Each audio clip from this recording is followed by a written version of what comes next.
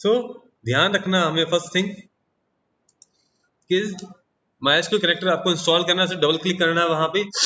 सो ये प्रॉब्लम नहीं है। MySQL पाइथन कनेक्टर जो है आपके फोन में इंस्टॉल होगा या नहीं होगी, आपको पहले स्पाइडर चाहिए वहां पे या पाइथन कनेक्टिविटी, पाइथन को इंस्टॉल करना है, देन सेकंड MySQL इंस्टॉल करना है और फिर आपका ये कनेक्टर इंस्टॉल होगा। तो ये फोन में इंस्टॉल नहीं होगा जनरली।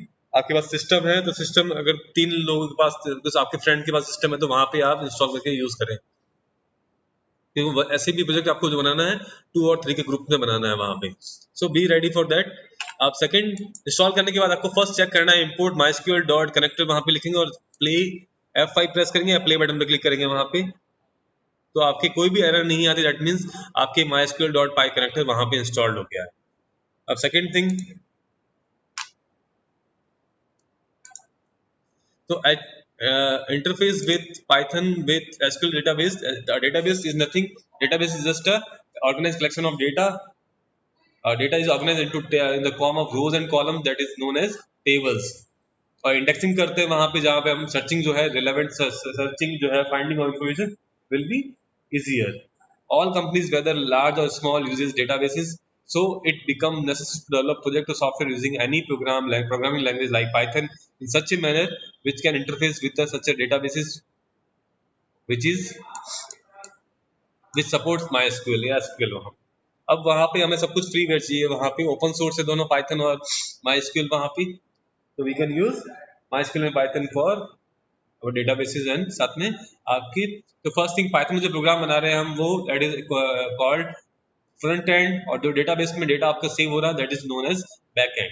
क्योंकि फ्रंट एंड वाली चीज तो आपको डिस्प्ले होगी वहां पे, बट जो बैक एंड में जो डेटा स्टोर हो रहा है वो हमें नहीं पता। वहां पे जो यूजर है उसको आपके बैक एंड का बिल्कुल पता नहीं होगा, फ्रंट एंड का पता रहेगा कि फ्रंट एंड में उसको फॉर्म दिखा, फॉर्म में उसको इन्फॉर्मेशन फिल की, बट बैक एंड में जो डेटा स्टोर हुआ वो हमें नहीं पता। हम लोग ऑनलाइन फॉर्म फिल करते हैं तो हमें नहीं पता कि डेटा कैसे स्टोर हो रहा है, किस फॉर्म में आपके डेटाबेस में स्टोर हो रहा है, तो वो होता है बैक एंड डेटाबेस वाला। और जो फॉर्म डिस्प्ले होता है वहां पे स्क्रीन के ऊपर that is known as front end.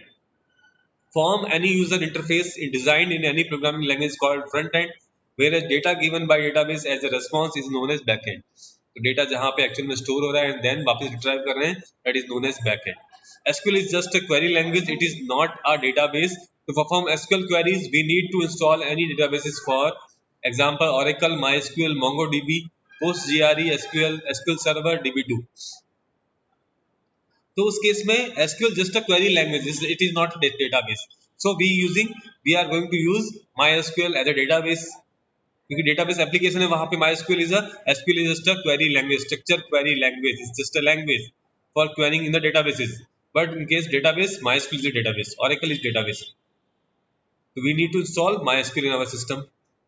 SQL is just a query language, it's not just a database. Be clear about that. SQL is a structured query language और MySQL is a database management system जो आपकी tabular form में data को store करता है.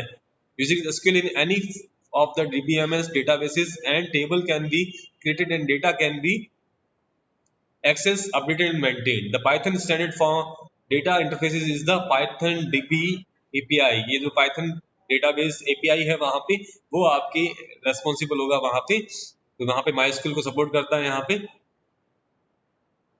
तो अब हम बात करते हैं SQL कनेक्टर की।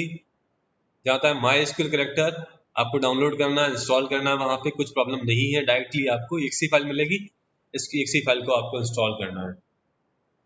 इंटरफेस, तो फर्स्ट पार्ट है आपका एस्टेब्लिश कनेक्शन, तो इंपोर्ट करना है आपको, इंपोर्ट MySQL डॉट कनेक्टर, फिर बाद में MyDB जो आपका डेटाबेस है उसको, तो हम यहाँ पे कनेक्टिविटी करते हैं। तो उससे पहले आपको MySQL को भी रन करना पड़ेगा, तो MySQL स्टार्ट नहीं होगा तो ये चलेगा नहीं यहाँ पे।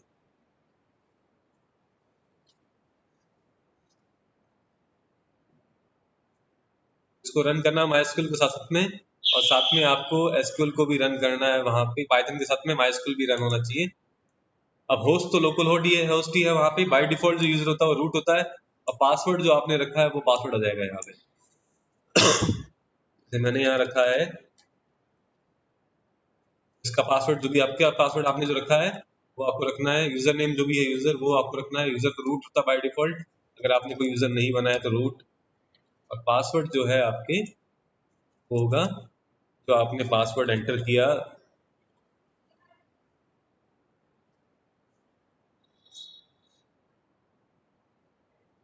फिर डेटाबेस कौन सा, डेटाबेस का नेम लिखना पड़ेगा आपको, स्कूल है, स्टूडेंट है, जो भी है वहां पे।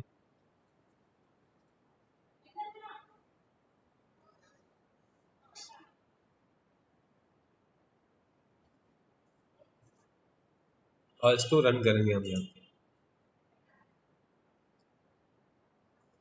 तो आपकी ये पर्टिकुलर स्टूडेंट डेटाबेस आपके एग्जिस्ट कर रहा है वहाँ पे। यहाँ पे my D B, that means एक इंस्टांस रन किया माई डी बी का, my S Q dot connector वहाँ पे है। तो मैं चाहूँ तो यहाँ पे as S Q R S Q लिख देता हूँ वहाँ पे। तो यहाँ पे एस क्यू एल के अंदर फर्स्ट जो स्टेटमेंट है वो है कनेक्ट करने के लिए, कि वो डेटाबेस को कनेक्ट करेगा। तो S Q dot connect, connect function में हम डालेंगे होस्ट। इसलिए हमें इसी सिस्टम को हमने सर्वर ऑफ माना है, तो लोकल होस्ट ही है यहाँ पे। यूजर, आपका जो भी यूजर नेम है बाय डिफॉल्ट रूट होता है वहाँ पे। पासवर्ड जो आपने पासवर्ड लगाया है वहाँ पे माईएसक्यूएल के अंदर, डेटाबेस जो डेटाबेस आपने बनाया वहाँ पे उस माईएसक्यूएल के अंदर जो आपके सिस्टम के ऊपर है।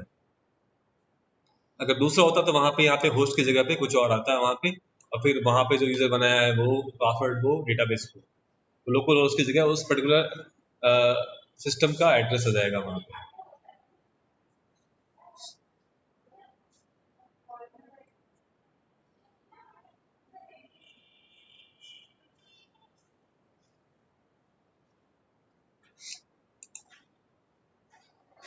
अब so this is just a display of that particular connector. क्या कनेक्टिविटी हुई वहां पे। अब सेकंड थिंग हम जो चेक करेंगे मैं 10-5 मिनट के बाद, 11:30 के बाद आना। हाँ।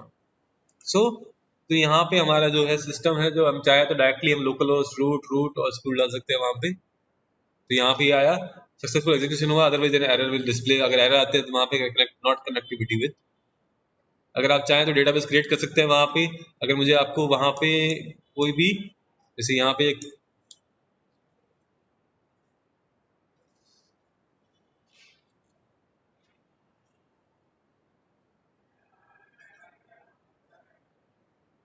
स्कूल डेटाबेस अगर नहीं एग्जिस्ट कर रहा, जैसे my cursor equal to my D B dot cursor, यहाँ पे एक कर्सर क्रिएट करेगा वहाँ पे जो माई एसक्यूएल में प्लेस हो जाएगा।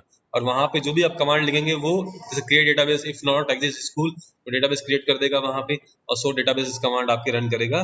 For x in my cursor जिसको भी पॉइंट कर रहा है सो डेटाबेस में, उन सबको एक्स यहाँ पे पहले कर्सर क्रिएट टेबल को काउंट कर रहा है, क्रिएट डेटाबेस को, फिर आपके सो डेटाबेस को। इस तरह से वहाँ पे, तो यहाँ पे मैं इसको एग्जीक्यूट कर रहा हूँ। प्रिंट में एक्सेप्ट एरर है क्योंकि वहां पे फॉर लूप के बाद में थोड़ा सा गैप चाहिए। देखिए यहाँ पे आपके आउटपुट है रन हुआ वहां पे, कर्सर प्लेस हुआ वहां पे, और डेटाबेस में डेटाबेस क्रिएट किया वहां पे, और फिर सो डेटाबेसेस। तो cursor in x in my cursor पहले ने प्लेस हुआ वहां पे, उसने क्रिएट किया डेटाबेस को, और फिर वहां पे my cursor dot execute so database जितने भी डेटाबेस आपके बने हुए हैं उनको शो किया। और हम चाहे तो यहाँ पे भी कर दूं सो डेटाबेसेस।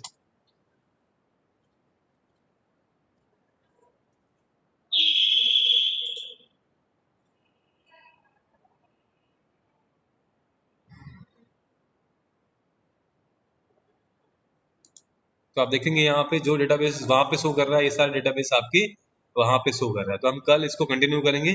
तो आज के लिए इतना ही। ट्राई करना वहाँ पे, अगर आपके पास सिस्टम है तो मोबाइल में इसको ट्राई मत करना वहाँ पे, क्योंकि मोबाइल की मेमोरी इतनी ज़्यादा नहीं होती है कि इतने सारे प्रोग्राम एक साथ में रन कर सके। तो वहाँ पे हमें पाइथन भी चाहिए, साथ में माइस्क्यूएल भी चाहिए, और साथ में पाइथन कनेक्टिविटी भी चाहिए।